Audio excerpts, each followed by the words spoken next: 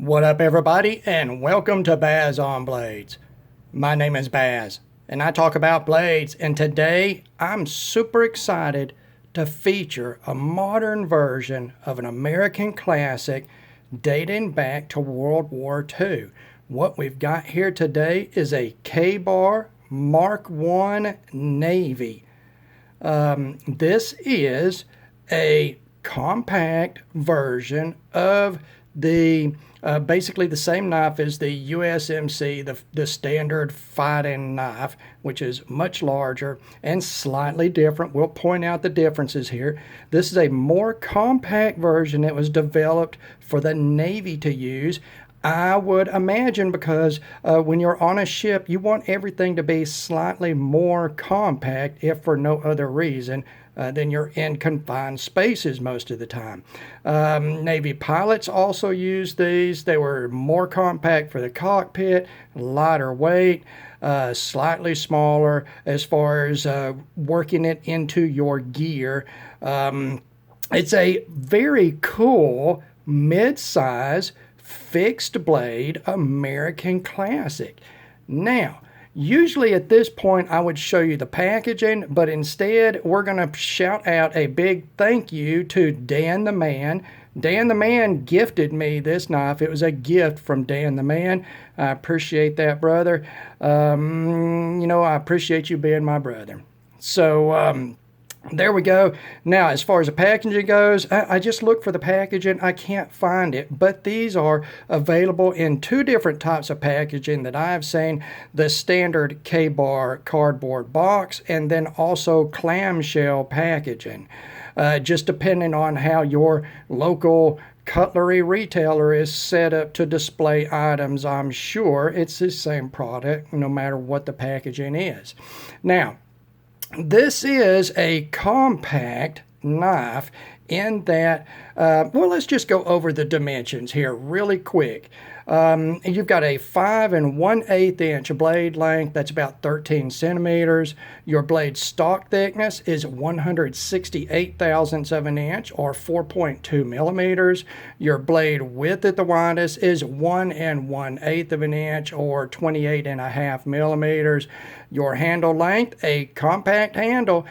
I'm going to give you two dimensions on this. Overall, from the guard to the end of the butt camp here, you are looking at 4 1/4 inches, but your usable grip length in between is about 3 7/8 of an inch, and that is 10.5 centimeters and 9.5 centimeters respective for metric. The handle thickness, also, I'm going to throw a bunch of numbers at you here. At your thickest, it is 1.1 inches. At your thinnest, it is 7/8 of an inch, and then that is 26 millimeters and 20 millimeters respective. Your handle width, again, 1 1/4 inches at the widest, 1 inch at the narrowest, 32 millimeters, 25 millimeters.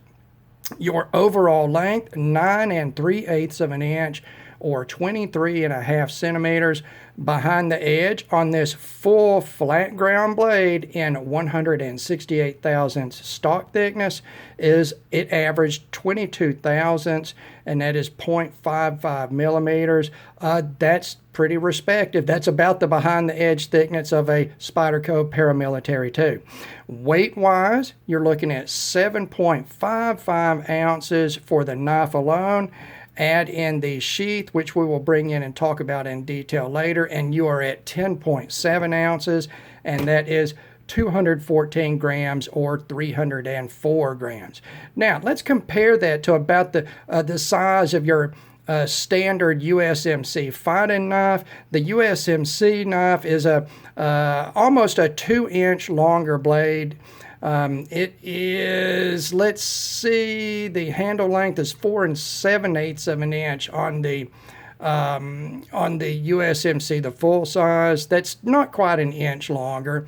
And then the overall length of that bigger knife is 11 7/8 of an inch versus the 9 3/8 of an inch here. So you're not stepping down to a small unusable, dainty toy knife. This is still, it's a mid-sized knife. I call it a compact in comparison to the full-size USMC fighter. Now, material-wise, on this full flat ground blade, it is 1095 Kratan. That is 1095. It is slightly modified. It is a slightly increased level of chromium. They have added vanadium and some other alloying agents. Basically, it improves the edge retention slightly. It improves the toughness or impact resistance slightly. So it's sort of like a hopped up 1095. To me, it works a lot like 1095. The edge retention is about the same, slightly better. Toughness, I've never had any issue with 1095 of any type as far as toughness goes.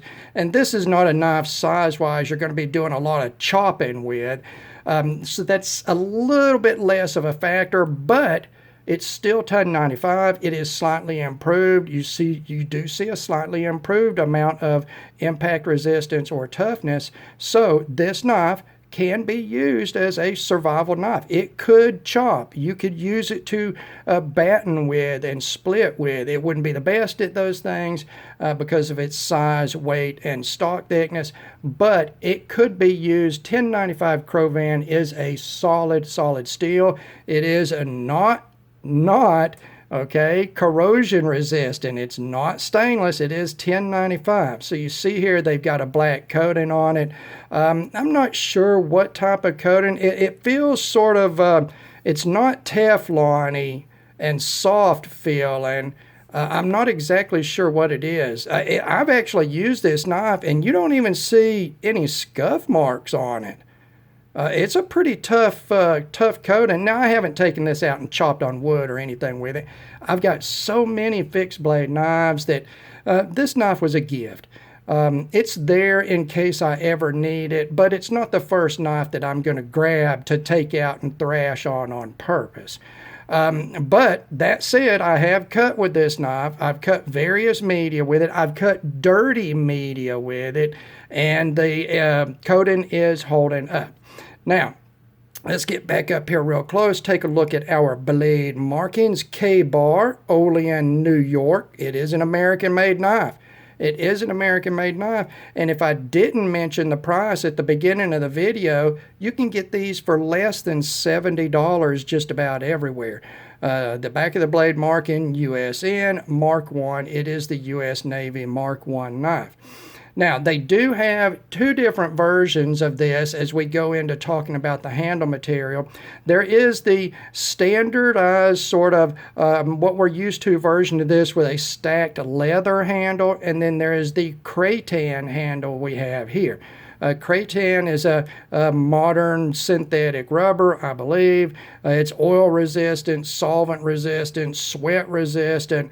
It's firm enough to use in a knife, but it does have a tacky, rubbery feel to it to add to the grip. Squeezing it as hard as I can, I don't feel the handle moving around. So it is solid, but it does have that tacky rubber feel, and it does have a slight surface texture you can see there, and I really like this. I prefer it over the leather. The leather looks better. It's the classic look for these K-bar knives, but the Kratan is just a better user material in my opinion.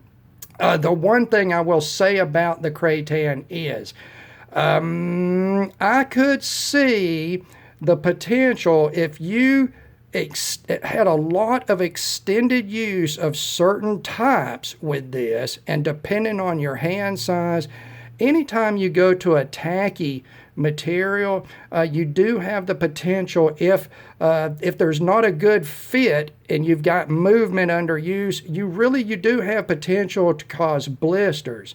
I've seen that in hammers before that have rubber handles, but I wouldn't get rid of the rubber handle on it. If it didn't fit me and work well for me, I'd just wear a glove with it, because this handle is just like a hammer handle. It is a tool handle. This is not just a couple of little flat slabs of G10 on a knife tang where it's super flat. This is a three-dimensional profile. It is palm swelled in every direction. It is hand feeling on my medium large hands. My hand is large, my fingers are medium length.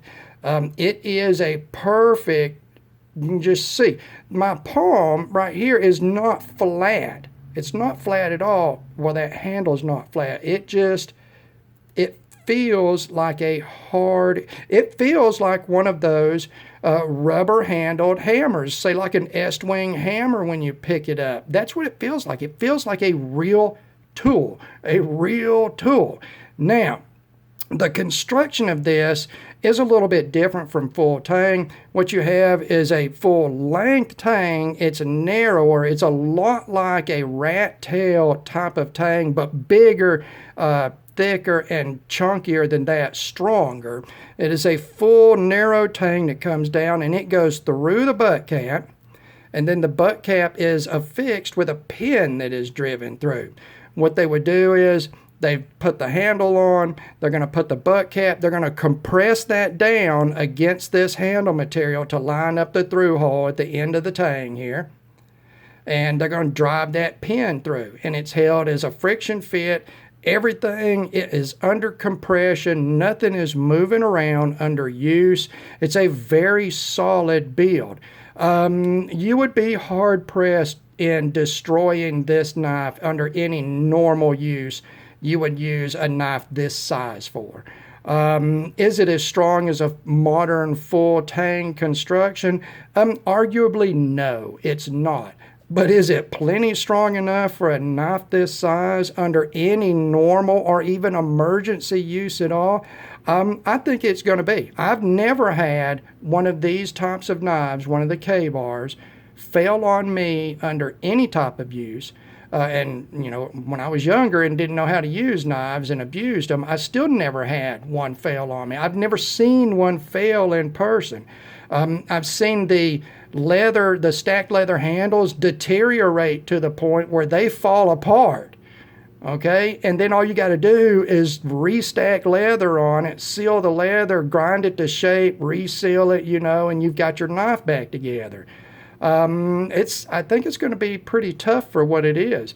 Now, the pommel and the guard, which you see here, is an abbreviated version of that cross guard you would see on the USMC fighter. They are, as far as I know, they are centered steel. They are carbon steel and they are centered. Centering is a very interesting sort of technique. If I understand it, you've got powdered steels that are compressed and then friction welded together and heat welded together into one unit.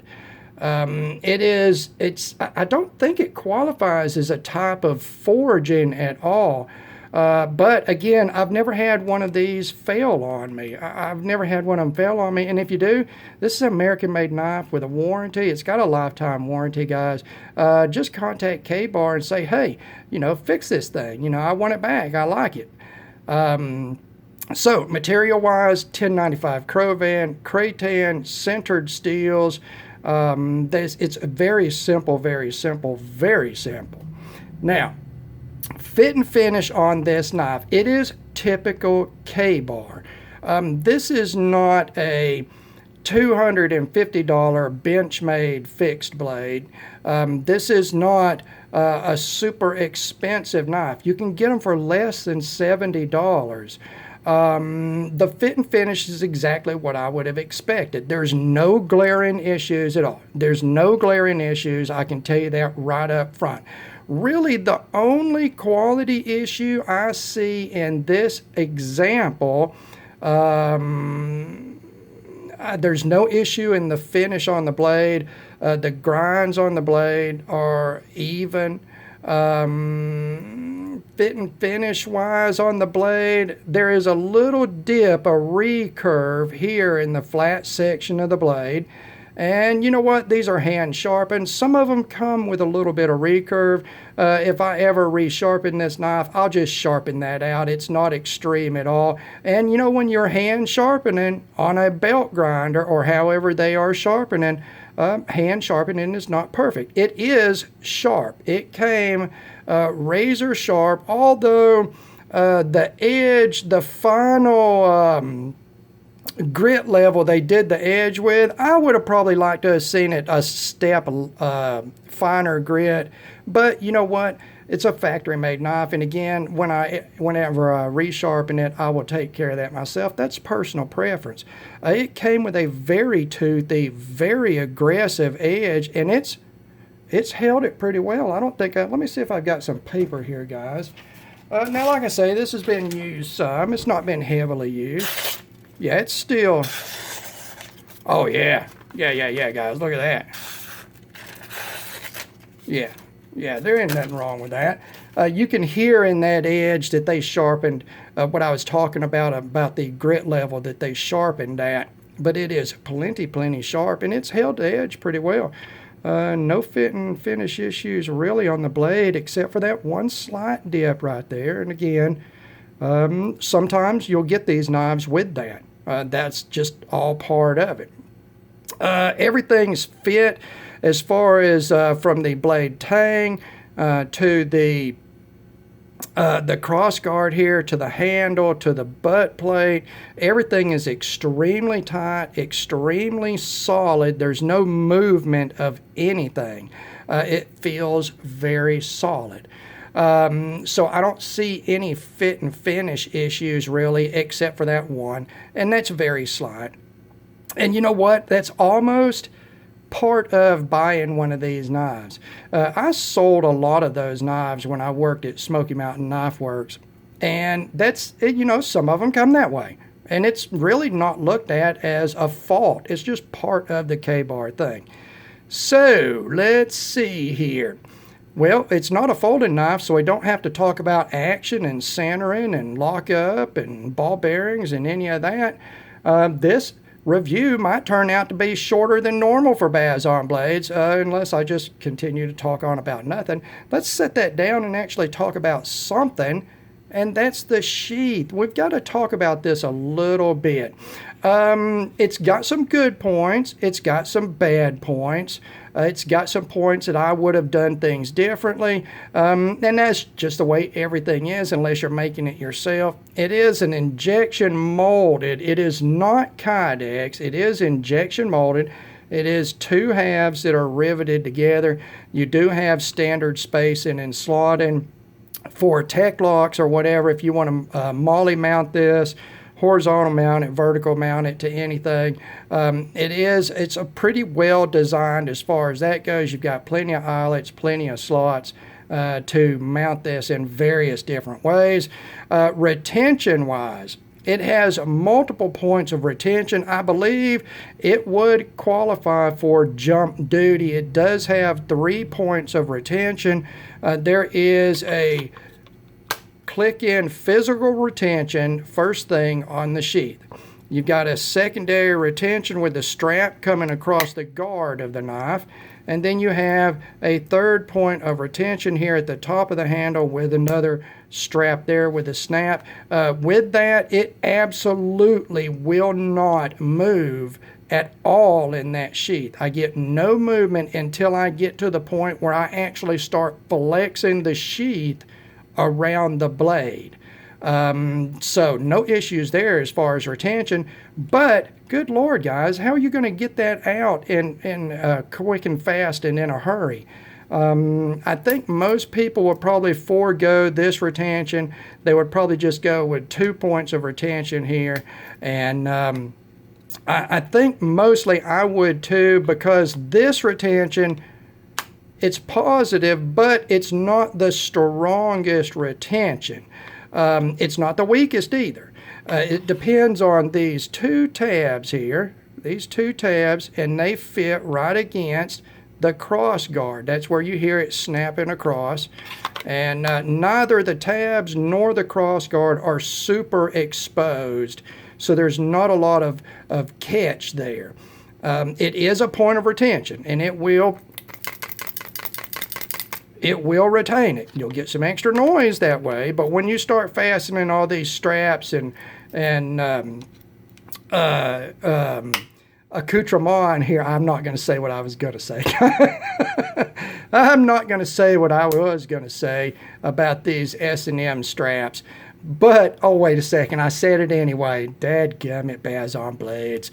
Anyway, it's not bad. It's not bad. I think one of the great design features is that it's ambidextrous. Since it is square in here and it's not really molded to the blade shape, you can carry it like this, right-handed. You can flip it over and carry it left-handed. The sheath doesn't care. The knife doesn't care. The fit's the same.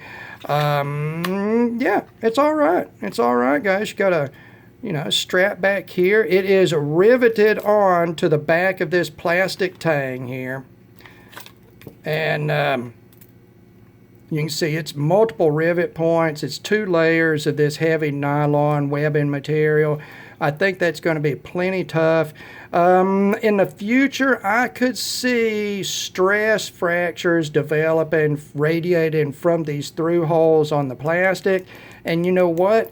As long as it doesn't break the tabs off here, even that would be okay. The bad thing is you would lose your secondary and your third point of retention on that. You could still strap the sheath up, but I think if you did have it break off here over the years, I would just contact them for a new sheath. You could probably get that for next to nothing. So, not a terrible sheath, not a world-level genius sheath. You do see it has some drainage here. That's a huge drainage hole to let water out of that sheath. That's ain't no water going to stay in there, guys. I'm going to tell you that right now. You do have a loop back here, standard run your belt through it. You've got this inline sort of D-ringy sort of thing that I don't even know what I would use that for. If I'm going to, drop it down on my thigh off of a, that type of mount, I could affix some more webbing here to drop it down on my thigh for that drop carry. That would actually be a pretty decent option for this knife. You would not, once you affix all these S&M straps here, it doesn't move around in the sheath at all. As long as you got a good drop rig, that's not going to move around at all once you hook it in. So, not perfect on the sheath, but not the worst thing I've ever seen. The quality of the knife is good. It's just a good design. It's a good design. And I'm going to tell you why it is a good design to me. Right here at the end of the video, we're going to talk about the blade grind. You notice this is in a full flat grind. Your standard full-size marine fighting knife is in a saber grind. The grind only goes up about halfway on the blade. This knife in 168,000 stock thickness has got that entire width of the blade to taper from the full thickness to the behind the edge thickness before the secondary bevel, the edge bevel, is added. That is why it has such a fine behind the edge thickness of 22 thousandths. I love this full flat grind. Now my go-to outdoors knives are all Essies. I've got an SE3, a 6, and a Hungloss, all in full flat grinds.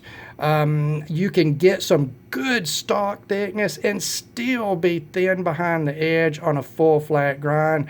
I very much like that balance, that ratio between stock thickness strength and a fine edge.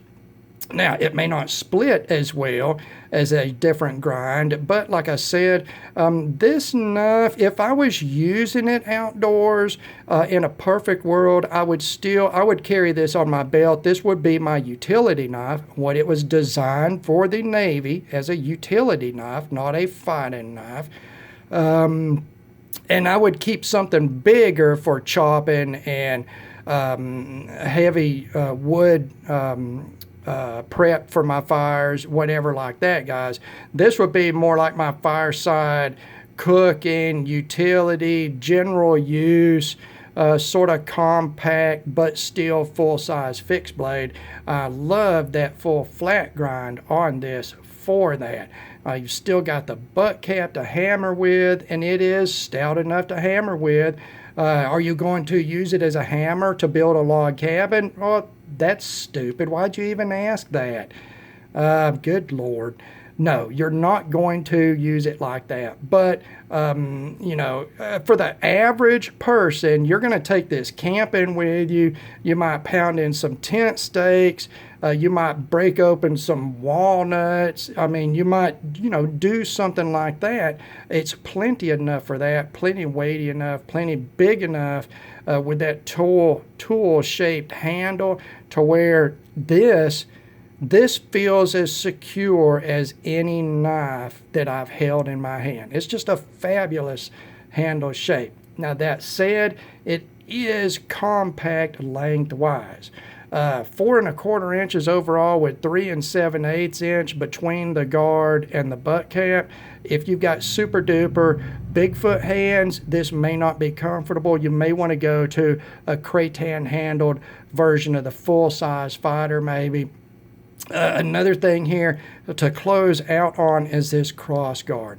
It is an abbreviated cross guard. The full-size knives have a double cross guard that is both longer on the bottom and the top. It's equal. It is symmetrical on those. On this, they have cut down the top, rounded it over, and they've taken it down out of the way if you want to use a thumbs forward grip. And that is my preferred grip for a fixed blade knife of this size. Really the only time I'm going to close that grip like this is if I have to chop with it some. And again, I'm not going to be chopping with this knife. I've got much better knives for chopping. I very much, the one thing that I don't like about a USMC fighting knife is the cross guard, and I've always cut the top off flush with the handle. This one, it's only got, I mean, guys, if it's a 16 3/32 of an inch where it clears over that Kratan handle, that's about it. It is rounded. It is relieved on the leading and trailing edges on it, so it's comfortable to move across. It's not in the way. You can see here it is not in the way as far as I've got all that room under there as far as the thumbs forward grip. That is one of my favorite things about the Navy.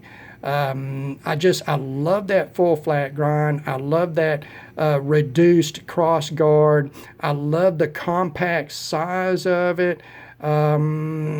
It looks cool in all black. Come on, it's all black. It's military. It's tactical, you know.